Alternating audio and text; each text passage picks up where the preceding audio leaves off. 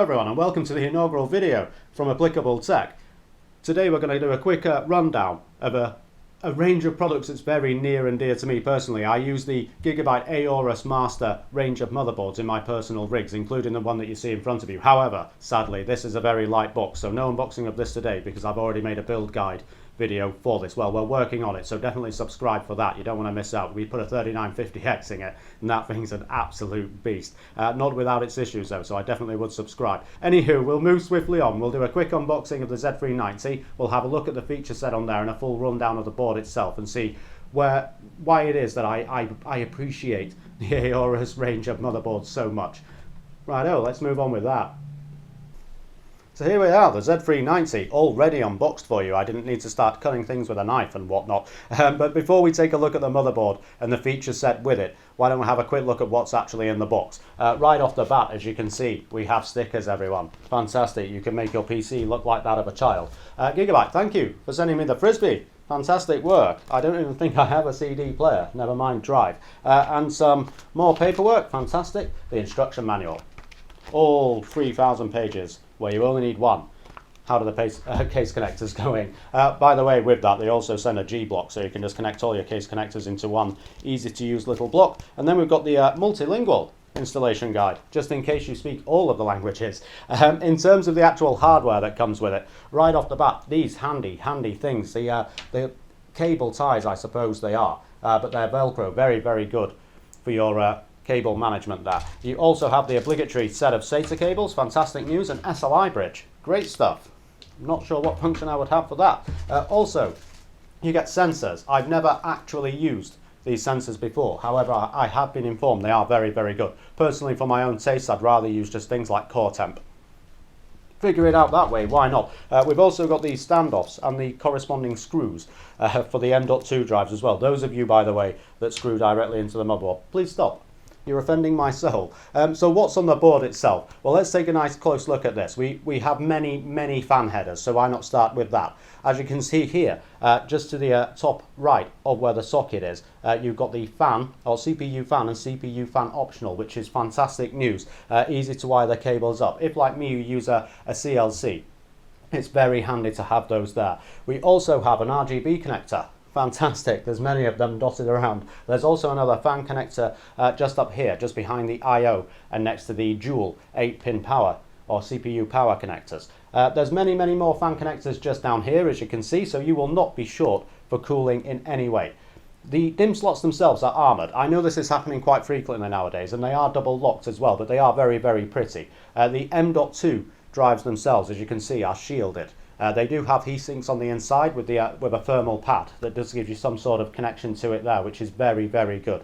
I kind of like it. I like that they're putting heat sinks over the drives themselves, even though I don't suspect the drives get remarkably hot, but I suppose where the slots are located for the M.2 is in fact just where your video cards will be and your other peripheries that you put into the PCIe extension slots, of which there are 3, by the way, the standard setup, so 16, 8 and 4. Fantastic news with that. As you can see down at the bottom also, we have the 2 USB 2 connectors as standard stuff, just next to where the case connectors go in there as well. Like I said, this motherboard comes with the G block, so it's very easy to wire those in. I know they're very finicky at times, and here just up at the side you can see where it's got the USB 3 connector in there also. I'm confident on the board, by the way, there is a USB Type-C. I can't see it at the moment. As you can see up here, more importantly, the overclock button. Gigabyte, I tested it. All you did was ramp the voltage up and turn on the multiplier. It was not good work, friends. It was very lazy version of an overclock and not very good in any way. There was nothing tailored to it, given that every chip is different, given the silicon lottery. I'm not sure why anybody even bothers to put the pre-overclock buttons on there. Anywho, moving on. Down at the bottom, just near where the USB 2 connectors are, there is the postcode, which is very good. If, like me, you do like to overclock, it's nice to have the postcode reader there just for when it fails and goes completely and utterly wrong. Also, just on the back of the board, I will show you it. It's armoured. So for new builders, I know this is quite an expensive board if you're just getting into the game. However, trust me, it's a lot easier to build with a board that's got the backplate on there, just because you feel a lot more confident. Your fingers are not on the solder, which is very good. Let's take a good look as well at the I/O itself. I'm liking that most motherboards now are in fact coming with a pre-installed I/O faceplate instead of having to install it yourself, which ultimately means when you take the motherboard out, you lose it. That's pretty much how that works. Now, this is a very, very pretty motherboard. We also have 6 SATA connections as well, just down here, which is very handy. There are slightly more on the X299, however, we'll get onto that in but a moment. Now, the board itself, I have used this. It was in my personal rig before I upgraded to the 3950X, and trust me, it was fantastic.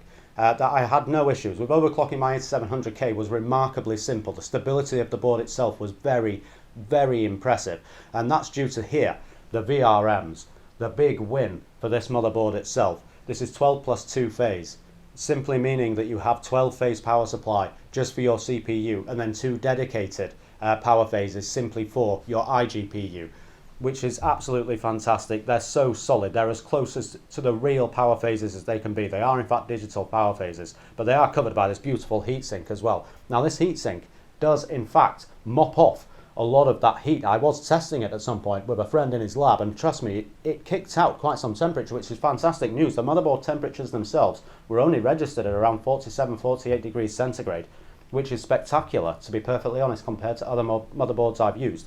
With the backplate being on the back as well, once I had a look down the top, I did notice they looks like there are thermal contacts in there, so this may dissipate heat. So once you've installed this to your case, if you put a thermal pad perhaps behind the backplate when you attach it to your case, you could end up using the case itself as a massive heatsink, and that would absolutely be a plus. But this, like I say, is an absolutely beautiful motherboard. On the I/O itself, if we take a good look there, what have we got? Right at the top, we might as well work our way down. We've got the power and clear CMOS button. I am liking this now on motherboards. I don't always wire it to a case. Sometimes I'm just testing something out and can't really be bothered with the case connectors, and I'm sick of having to hotwire my motherboard with a screwdriver just to get it working. Just beneath there, we have the 2 aerial connectors for the built-in Wi-Fi, and it is properly built into this motherboard as well. It's just, you know, plug and go. There's no issues with it. Beneath that, we have 4 USB 2 connectors, which is very, very handy if, like me, you whack a lot of peripherals into your machine itself, which I do. That comes in very, very handy indeed. You also have these 2 odd-looking USBs just down here. Now, these are USB 3. However, the yellow is to signify that they are in fact an audio DAC, which is very, very handy as well, especially if you're doing a bit of prosumer work, I suppose. With audio, it does help quite a lot. Just next to there, we have the HDMI port. I'm not sure if it's HDMI 2.0. I don't see a reason for it to be, but it may well be itself. Underneath there, we have yet another USB Type-C, or rather just the first USB Type-C and USB 3.1. Beneath the USB 3.1, we have more USB 3.1. So if you need USB connections, this is definitely the motherboard for you.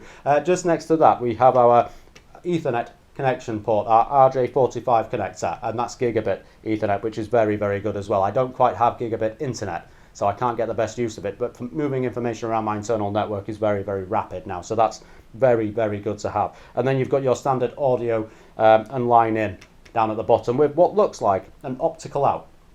I'm not sure why anyone would use optical out, especially with this motherboard. One thing we haven't mentioned yet is the Sabre Hi-Fi, which is absolutely glorious. So if you're using optical out, you can't use high definition audio, which kind of negates the point of having the Sabre Hi-Fi on here, which honestly, you can do quite a lot with it. It is a very, very stable, very functional and very rigid board. One that I would definitely recommend. However, like I said at the start of the video, I am remarkably biased.